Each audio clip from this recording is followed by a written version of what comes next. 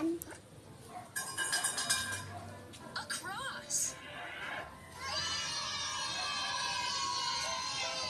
A is for alligator.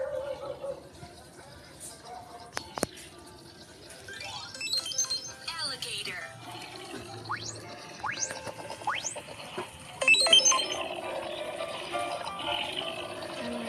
The next letter is B. Pull down.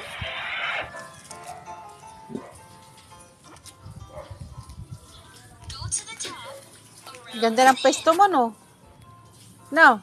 Ganda-ganda ng pwesto mo. Back to the middle and around again. B is for B. B.